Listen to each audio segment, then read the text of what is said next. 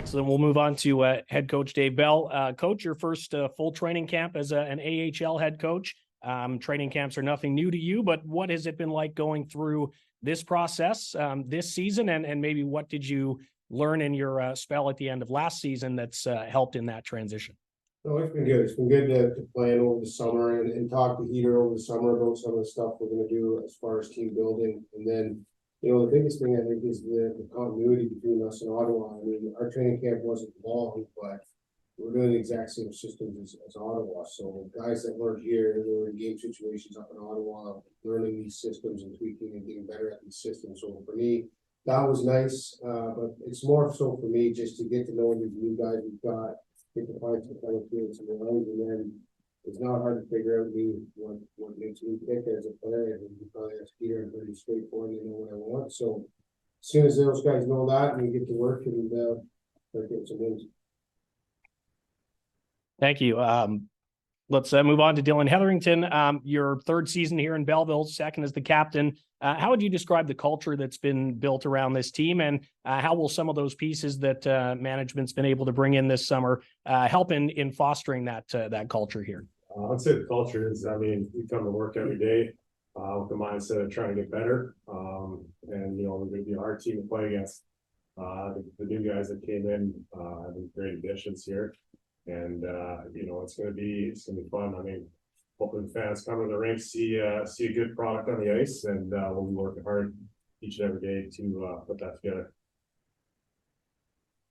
Perfect. And we'll move on to Breanne Matthews. Lots of growth in the front office as well over the summer. How much are you looking forward to getting all those folks to work more and to showcasing the product on the ice and some of the new updated fan experiences as well? Yeah, I think it's really exciting to finally be back to full staffing with, you know, 16 full-time members of staff upstairs, which is really great. We've been there since, you know, early 2019. So be able to get back and have people really doing roles that they feel passionately about, and, you know, they're in, you know, year kind of 2 and 3 of being here. So some of those little mistakes and different things that we, you know, opportunities we had previously have been able to kind of be cleaned up and really focused.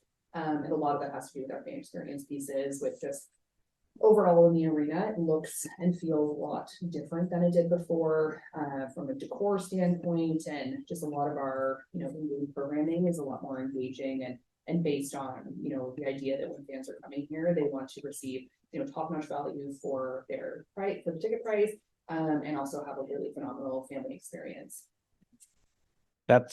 That's great. Thank you very much. We'll now open the floor to questions. Again, we'll start with reporters here at the Quinte Sports and Wellness Center. We'll pass this microphone around. If you could, for all reporters asking questions, please let us know your outlet and your name, and of course, who you would like to address your questions to.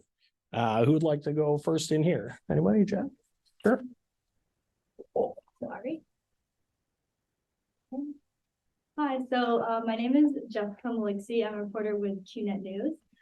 So my question is going to be for the head coach. So I know you guys are in a competitive division. You guys were 7th last year, but you guys weren't too far behind from the teams above you. So what do you see that needs to be kind of like changed this year to put you guys in that ranking to hit higher and kind of compete against the Toronto Marlies?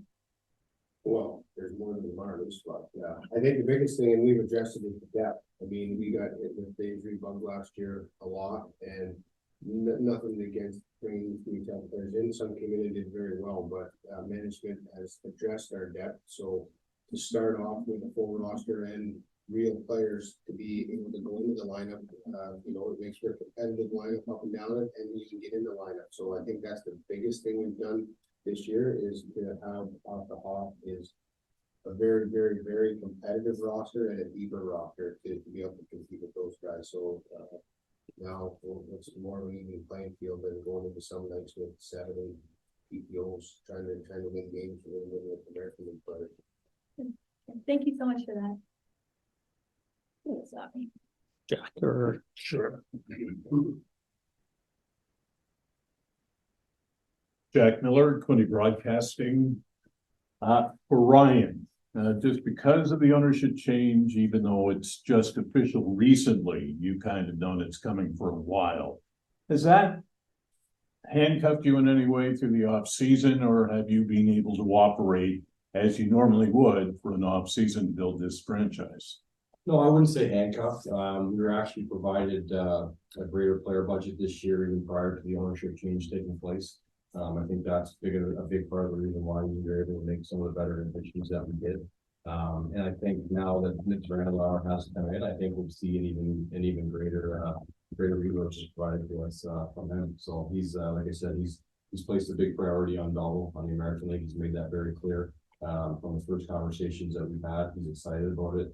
His roots are in the American League with Hamilton. So I would, to answer your question, I wouldn't say it was handcuffed, and I think I'm even more excited about how it's going to look moving forward. Thank you. Rob?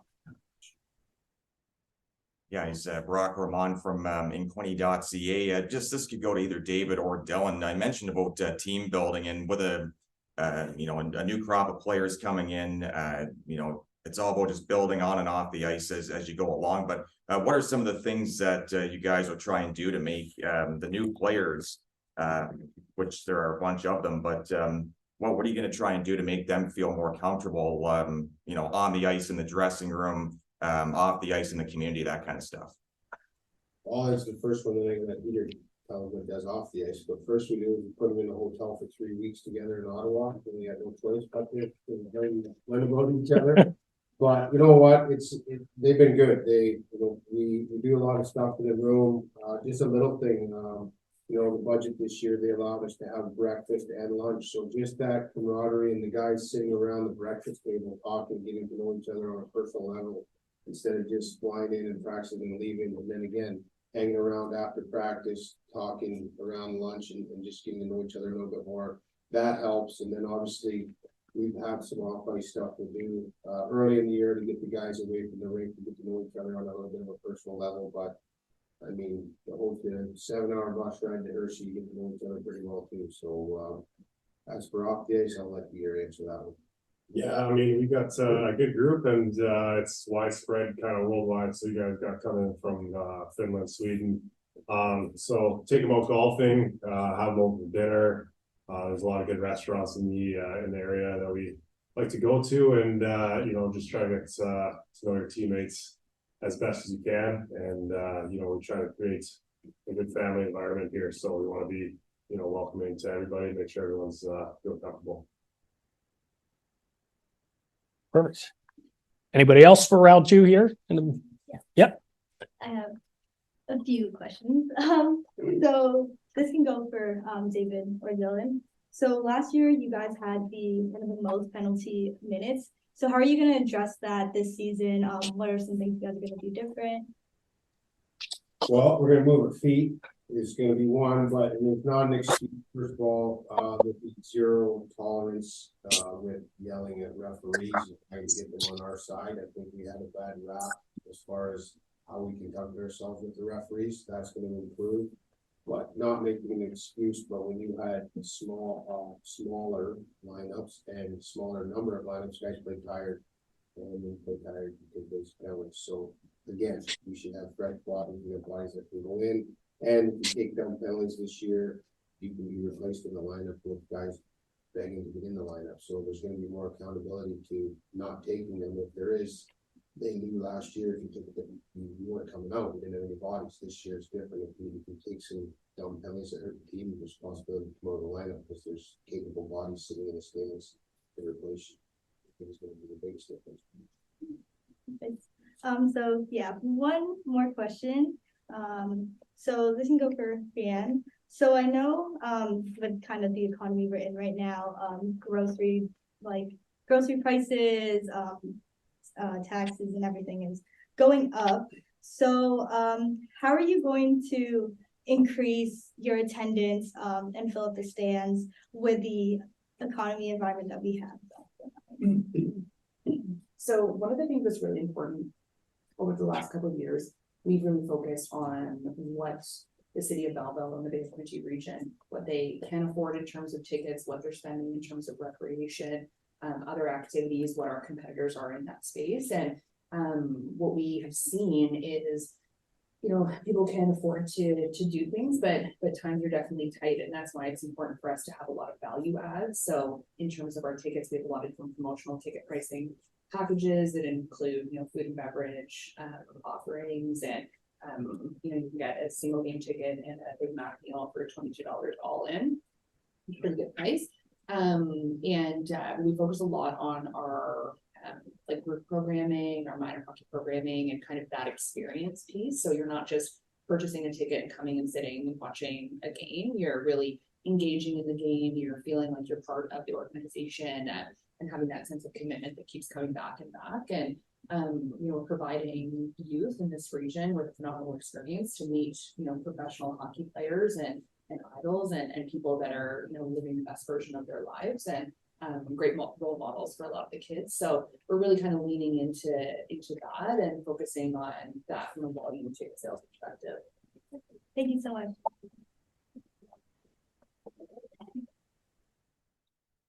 All right, we'll move now to reporters on Zoom. If you could use the raise your hand function, we'll get to you in order, and everybody here should be able to hear your questions. Let's go first to Brandon with Sens Talk.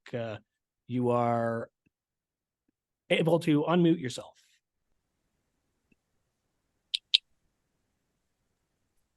Thank you very much. This is a question for the assistant general manager. I'm just wondering, Ryan, after setting down former top selections like Jacob Bernard Docker, Igor Sokolov, and Lassie Thompson, I was just kind of wondering, of course, through waivers, I was kind of just wondering what the long-term plan is for the three players. Good question. Listen, we're still very high on all three players. We understood the risk, obviously, when we decided to put them on waivers. We knew there was a chance that we would lose them. Obviously ended up losing last year and getting him back yesterday. But at the end of the day, we still like all three players. We still see a future with all three players. This is just a system sometimes that we have to take those risks to get them through waivers. So at the end of the day, getting them all three of them here now is going to benefit the entire organization. We still have big plans for all three, and we're fortunate to be able to have them here. We'll go next to Deanna Weinheimer, AHL News Now. You can unmute yourself. Good afternoon, everyone, and happy late Thanksgiving to you all. This question, I guess Ryan, David, or Dillon could answer this one, but I was just curious about your thoughts on your training camp and your preseason. You have a nice mix of some returning players and, of course, some new recruits in Donovan Sabrenko, Matthew Highmore, Garrett Pilon. So how are you bouncing all of that, and what's the agenda for the rest of the week as you start your season up this weekend? Well, we only had 2 exhibition games, so there was the thought process. There was how many games did they play in the NHL in the preseason. That determined a little bit, and then with the recall of multiple guys Saturday night against Montreal, a guy like Peter, give him the best opportunity to show well Saturday night, so he didn't play, either of our games. But these guys that we brought in, the Highmores and Pilons of the world, and veterans like Dillon, they played enough games to miss our American Hockey League exhibition games. They're not going to hurt them. But now say what you say for this week, we have 4 full lines. We have a plethora of defensemen back there. So these 2-3 days here, finding line combinations that work, doing a lot of line rushes to get them familiar with each other and figure out their tendencies, just so they can have a little bit of chemistry going into the weekend. But again, the American Hockey League's always changing. Our lineup could change before we even drop the puck Saturday, and they know that. But you just go for day by day. And today we had what we thought was the best 4 lines we could put together out there. And tomorrow, if they're the same, we'll do it again. And if not, we'll make the adjustments. Let's go next to Patrick Williams, AHL.com. Yeah, this is for Breanne. Just to expand a little bit on the ownership change. How does that affect the front office in terms of maybe freeing up resources or just a different way of doing business from what it might have been in the past? Yeah, I mean, it's been a period of kind of transition in the front office as we align closer with Ottawa, and the change in ownership has really kind of cemented that. So we have a lot of shared services that we use with Ottawa, like IT, human resources, finance, and so that's phenomenal for us because it gives us that support in those administrative pieces that we wouldn't necessarily have the payroll to cover that here. So we can have, you know, more ticket sales people, you know, wider range of marketing and content staff here, and not having to take up that administrative space. Michael has been phenomenal to work with. He came down and had lunch with the entire front office.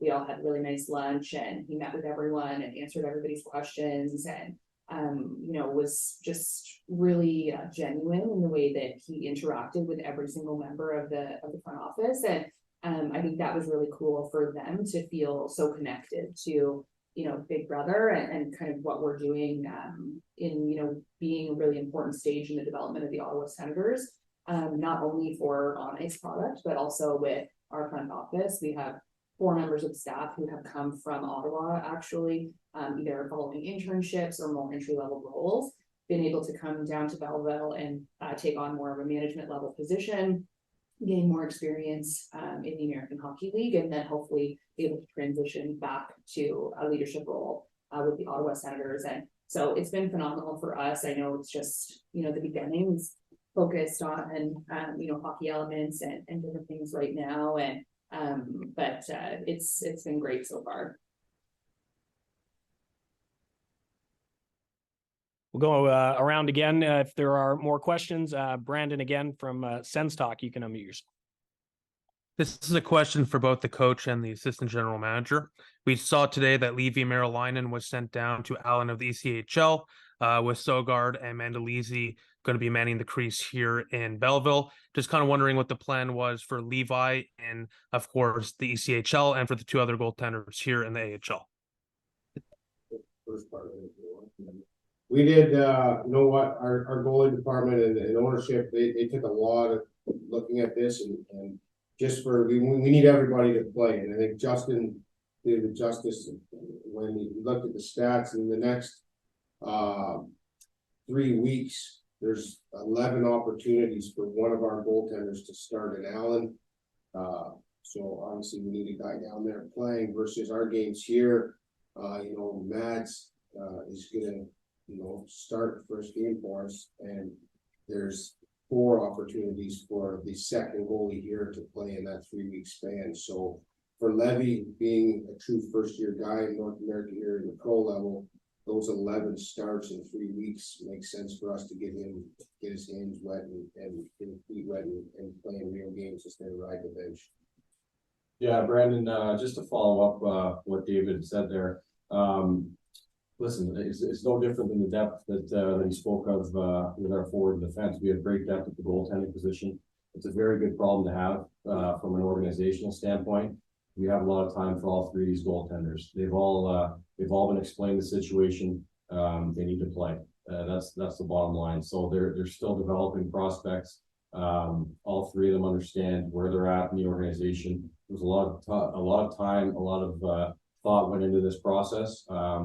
Obviously, Levy's the one that ends up going down, but again, it's for his own benefit. He was explaining that in detail, that we want him to play games. I think this is going to be best for everybody involved. Let's go back to Deanna. All right, this question is going to be for Ryan. So I just wanted to talk a little bit about Lassie Thompson. Of course, we all know, you know, the Anaheim Ducks claimed him from you off waivers, and just a few days later, you claimed him back. I just wanted to know what the process was in the room as all of this went down. Yeah, I mean, like I said, a lot of thought goes into these decisions. We understood putting him on that there was a risk that Lassie might get claimed. Obviously, Anaheim decided to take a look at him with their remaining exhibition games. Fortunately for us, they ended up putting him back on. Our plan all along was to reclaim him. And then how the process works, obviously there's a queue in order of where we finished last season with the waiver status claims. So with the fact that nobody else put a claim in for him, we were the only team to put a claim. We were able to assign him right to Belleville. If another team in front of us had put a claim in, we would have had to bring him to Ottawa, and then he would have had to pass through waivers again to get him here. But because we were the only team that claimed him, we were able to sign him right to Belleville. Last call for questions. Anybody else in the room here? Anybody else online? All right, that's it. That'll conclude today's event. Thanks everyone for attending. We do appreciate your time and coverage. And remember, you can follow the team all season long on socials at Belleville Sens and via the Belleville Sens Entertainment Network. Have an excellent afternoon, everyone. Thank you.